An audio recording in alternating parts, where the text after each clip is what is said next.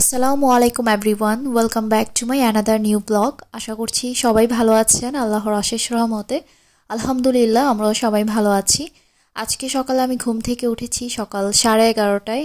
উঠেই দেখলাম যে আব্বু মাত্র কিছুক্ষণ আগেই বাজার নিয়ে আসছে। তো এখানে আম্মু সব কিছু গুছাচ্ছিল। তো এখানে ছিল একটা রুই মাছ, তারপর সবজি ছিল। তো আম্মু হচ্ছে এই সব কিছু গুছিয়ে টুছিয়ে তারপর হচ্ছে রান্না বান্নাতে যাবে। আজকে সকাল থেকেই নাকি আম্মু অনেক কাজ করেছে, তো আজকে রান্না বসাতেও অনেকটাই দেরি হয়ে গিয়েছে। তার মধ্যে আজকে সকালবেলা এক অদ্ভুত ঘটনা ঘটেছে। মানে কি অদ্ভুত ঘটনা ঘটেছে সেটা আমি আপনাদেরকে ভিডিওতে সরাসরি দেখাবো।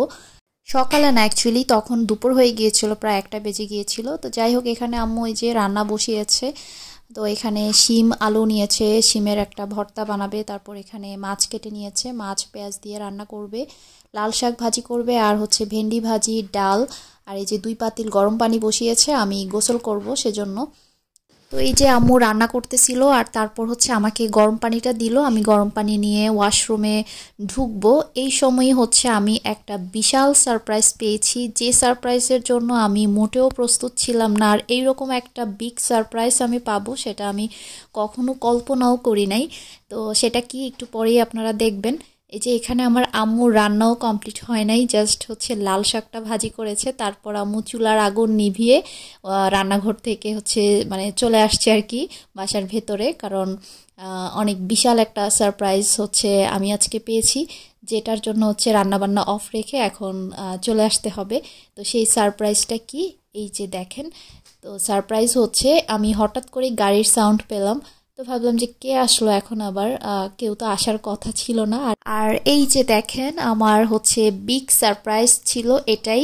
আমার বান্ধবী আসছে, যে বান্ধবীর সাথে আমার আজকে দেখা হলো প্রায় 1 যুগেরও বেশি সময়ের পর। তো আমার এই বান্ধবী হচ্ছে আমার ইন্টার লাইফের বান্ধবী। তো ও হচ্ছে ইন্টারেই থাকতে ওর বিয়ে হয়ে গিয়েছিল। তো পড়াশোনা শেষ করার পর সে তার হাজব্যান্ডের সাথে মালয়েশিয়াতে চলে গিয়েছিল।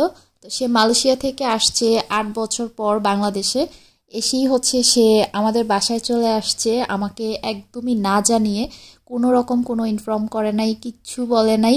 সে সোজা আমার বাসায় চলে আসছে। আর ও আমার ব্লগ রেগুলার দেখে। আমি যে আমাদের বাসায় আছি এটা সে ব্লগ থেকেই জেনেছে।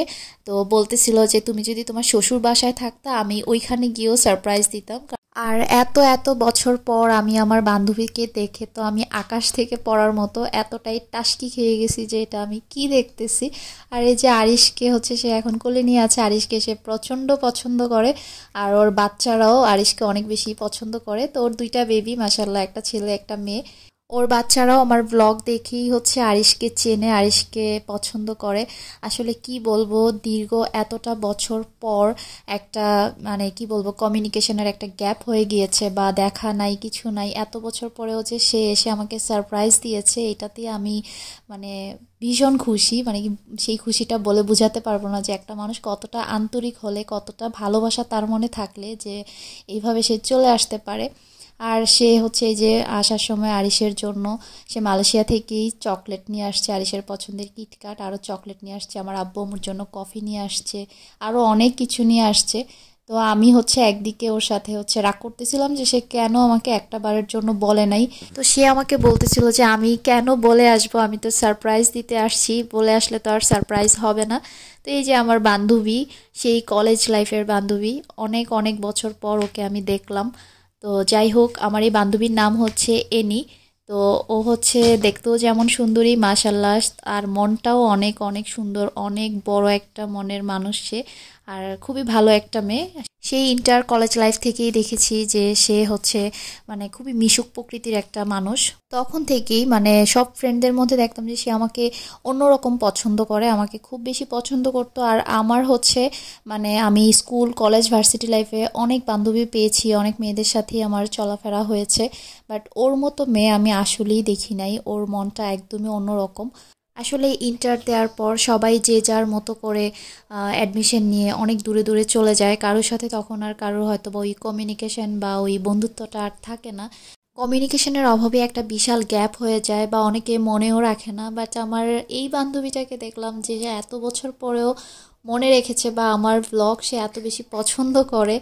আর সেই ব্লগ থেকে শুনেই হচ্ছে সে চলে আসছে আমার বাবার বাড়িতে আমার সাথে দেখা করার জন্য, আমার আব্বু আম্মুর সাথে দেখা করার জন্য।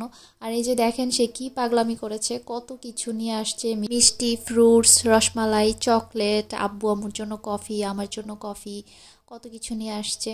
আসলে আমি খুব বেশি আজকে অবাক হয়ে গেছি। আমি আসলে আমার প্রথম দিকে আমার কথাই বের হচ্ছিল না, আমি এতটাই মানে টাসকি খেয়ে গেছি ওরে দেখে, কি বলবো। মানে সারপ্রাইজ তো লাইফে অনেকভাবেই সারপ্রাইজ পেয়েছি, বাট এইরকম সারপ্রাইজ আমি সত্যি আসলে আর কখনো পাই নাই যে এইভাবে এসে এত বছর পর পর এসে আমাকে কেউ এইভাবে সারপ্রাইজ দিয়েছে। সত্যি আই এম ব্লেসড, আমি এইরকম একটা বান্ধবী পেয়েছি। আসলে আমার মনের মতো মন না হলে আমি কোনো মেয়েদের সাথে ওই রকম ক্লোজলি মিশতাম না। আমার সেই ছোটবেলা থেকেই এই বৈশিষ্ট্যটা যে আমার মনের মতো না হলে আমি ডিপলি ক্লোজলি মিশতে পারি না কারোর সাথে। তো যাই হোক, এই যে আমার বান্ধবী, তো আমার বান্ধবীর জন্য আপনারা সবাই দোয়া করবেন, ওর বেবিদের জন্য দোয়া করবেন। তো আমি আজকে অনেক বেশি হ্যাপি, মানে বলে বোঝাতে পারবো না। ওকে দেখে সবচেয়ে বেশি, মানে কি বলবো, মানে সে যে আমাকে মনে রেখে এতদিন পর আসছে শুধুমাত্র আমাকে দেখার জন্য, আমার আব্বু আম্মুকে দেখার জন্য। আর আর যেটা সবচেয়ে বেশি আমার জন্য, আমার আম্মুর জন্য মন খারাপের বিষয়, সেটা হচ্ছে আমরা হচ্ছে কিছুই করতে পারি নাই ওর জন্য। ও যে আসছে ওকে আমি ভালো মতো কি মানে কোনো আপ্যায়নই করতে পারি নাই। এত তাড়াহুড়ার মধ্যে ওইদিকে আম্মু রান্না বসিয়েছে, রান্না কমপ্লিটও করে নাই, আম্মু চুলার আগুন নিভিয়ে চলে আসছে। তাড়াহুড়ার মধ্যে একটু নুডলস রান্না করেছে, তারপর একটু ম্যাড়া পিঠা ফ্রাই করেছি ডিম দিয়ে। আর ওদের নাস্তায় ওদেরকে মূলত খাইয়েছি। আর আম্মু বলতেছিল যে রান্না হয়ে গেলে হচ্ছে মানে যা রান্না আছে আজকে তাই দিয়ে ওদেরকে দুপুরে খাবার খাইয়ে দিবে। এত তাড়াহুড়া ছিল, দুপুর হয়ে গিয়েছে। তো ওরাও টাইম দিচ্ছিল না, এসেই মানে একটু থেকেই বলতেছিল যে চলে যাবে, বেশিক্ষণ আজকে টাইম দিতে পারবে না। তো আমার আব্বু আম্মু হচ্ছে ফ্রাইডেতে আমার বান্ধবীকে ইনভাইট করে দিয়েছে যেন শুক্রবারে অবশ্যই অবশ্যই আসে। কোনো আদর আপ্যায়ন কিচ্ছু করতে পারে নাই, মানে আমি খুবই আসলে লজ্জিত, কি বলবো। ও কখনোই আমার বাসায় আসে নাই, কখনোই আসা হয় নাই। তো এই প্রথমবার আসছে, প্রথমবার হিসেবে ওকে হচ্ছে মানে বলতে গেলে কিছুই করি নাই। তো যাই হোক, আমার আব্বু আম্মু অনেক আফসোস করতেছিল। আর ওকে তো আমার আব্বু আম্মু খুবই পছন্দ করেছে, মেয়েটা অনেক বেশি মিশুক আর অনেক বেশি আন্তরিক, কি বলবো। সে আম্মুকে এত বেশি পছন্দ করেছে। আর ব্লগ থেকেই, যখন থেকে ও ব্লগ দেখে তখন থেকেই মানে বলতেছিল আর কি যে ও নিজের মায়ের মতো আমার আম্মুকে দেখে, মানে আম্মুকে সে এতই পছন্দ করে। তো ওরা হচ্ছে যাওয়ার পরেও আমার আব্বু আম্মু ওর প্রশংসা করতেছিল যে এত ভালো একটা মেয়ে, মাশাল্লাহ, এত আন্তরিক, এত মায়া লেগেছে ওকে। আর এই যে পাশেরটা ওর ছোট বোন, ওর বোনটাও মাশাল্লাহ অনেক মিশুক। ওরা সবাই আমার ব্লগ দেখে, আর আমার ব্লগ দেখে ওরা আমাকে এত পছন্দ করে আমি নিজেই অবাক হয়ে গেছি। ওর বোনকেও আমি আগে দেখি নাই, আজকেই প্রথমবার দেখলাম। ওর বাচ্চাগুলোও মাশাল্লাহ অনেক মিশুক। আর এই যে এটা ওর মেয়ে। তো এই যে আম্মু হচ্ছে আদর করতেছিল। তো যাই হোক, এখন ওরা চলে যাবে, খুবই তাড়াহুড়ার মধ্যে ছিল, এই তাড়াহুড়ার মধ্যে কিচ্ছু করতে পারি নাই। আর ও হচ্ছে মানে একটু তাড়া ছিল, বলতেছিল যে অন্য কোনো একদিন আবারও আসবে। তো ওর হাজব্যান্ড আসলে ভাইয়াকে নিয়ে হচ্ছে আবার আসবে। তো বলতেছে তখন তুমি না থাকলেও সমস্যা নাই, আমি আঙ্কেল আন্টির সাথে দেখা করতে আসব। বিশেষ করে হচ্ছে ও ঢাকাতে ফ্ল্যাট কিনবে, তো সেই ব্যাপারে হচ্ছে মানে আব্বুর সাথে কথা বলতেছিল আর কি। তো ওর হাজব্যান্ড আসলে বলতেছিল যে ভাইয়াকে নিয়ে আবার আসবে, ইনশাল্লাহ দেখা হবে। আম্মু হচ্ছে এদিকে ওকে ইনভাইট করতেছিল শুক্রবারের জন্য, কর্ডিয়ালি এত রিকোয়েস্ট করে ওকে বলতেছিল যে মানে আসতেই হবে। আর ও তো না না করতেছিল। আর এদিকে যে আরিশ বলতেছে তুমি আমাদের বাসায় বেড়াতে যেও, তো ইনশাল্লাহ আমার বান্ধবীর সাথে আমার আবার চিটাগংয়ে ইনশাল্লাহ দেখা হবে, সে আশা রাখি। ও থাকবে কিছুদিন দেশে। তো যাই হোক, এই তো এখন হচ্ছে বিদায় নিয়ে চলে যাবে।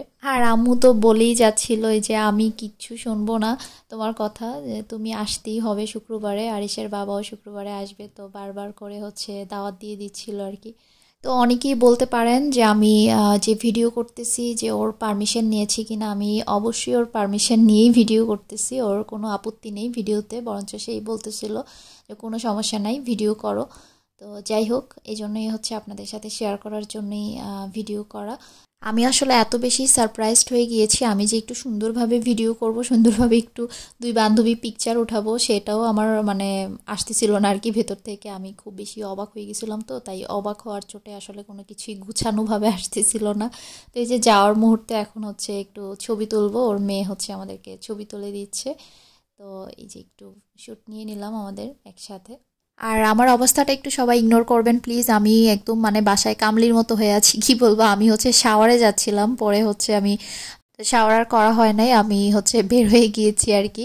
তো যাই হোক, আমার পুরাই বিধ্বস্ত অবস্থা। আমি যে একটু ড্রেস চেঞ্জ করে আসবো, একটু ফিটফাট হয়ে বান্ধবীর সামনে আসবো, সেই সময়ও ছিল না, আর ওটা আমার মাথায়ও ছিল না। আমি ঠিক যেভাবে বাসায় ছিলাম ওইভাবেই চলে আসছি। তো যাই হোক, এটা বড় কথা না, বড় কথা হলো যে এত বছর পর আমার বান্ধবীর সাথে আমার দেখা হয়েছে, সেটাই হচ্ছে সবচেয়ে বড় ব্যাপার। আর সে যে আমার বাসায় আসছে, এটার কথা কি বলবো, খুব বেশি অবাক হয়েছি আজকে আমি।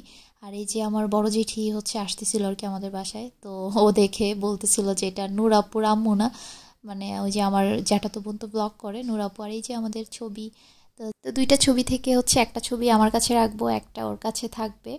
তো ওর মেয়ে হচ্ছে ছবি তুলে দিল আমাদেরকে।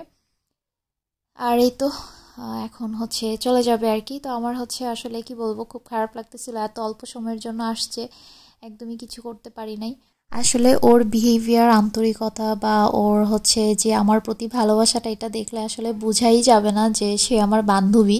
একদম মনে হবে যে সে আমার ক্লোজ কোনো রিলেটিভ, না হয় বোন, এইরকমই লাগতেছিল আর কি। ও দেশের বাইরে থাকাকালীন সময়ে হচ্ছে ওর সাথে হচ্ছে ফেসবুকে কথাবার্তা এতটুকুই, মানে কখনো কারোর বাসায় আসা যাওয়া বা ওই রকমটা ছিল না। বাট সে যে দেশে এসে এইভাবে আমাকে এসে সারপ্রাইজ করবে, সেটাই হচ্ছে আমি কখনো ভাবতে পারি নাই। যার কারণে হচ্ছে আমার সারপ্রাইজড হওয়াটা অনেক বেশি পরিমাণে ছিল। আর আমি হচ্ছে মানে সেটা নিয়ে বলতে গিয়ে সুপার এক্সাইটেড, কি বলবো, যেহেতু অনেক বছর পর বান্ধবীর সাথে দেখা।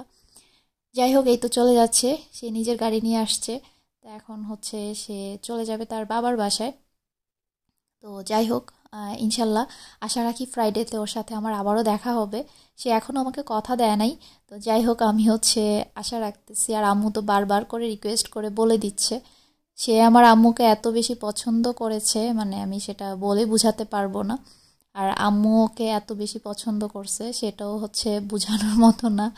তো যাই হোক, আসলে নিজের মনের মতো ভালো মানসিকতার একটা মানুষকে ফ্রেন্ড হিসেবে পাওয়া, আর সেই ফ্রেন্ড এত বছর পরেও মনে রেখে সারপ্রাইজ দিতে বান্ধবীর বাসায় আসছে, সেটা মনে করি যে আমি অনেক বড় ভাগ্যের ব্যাপার।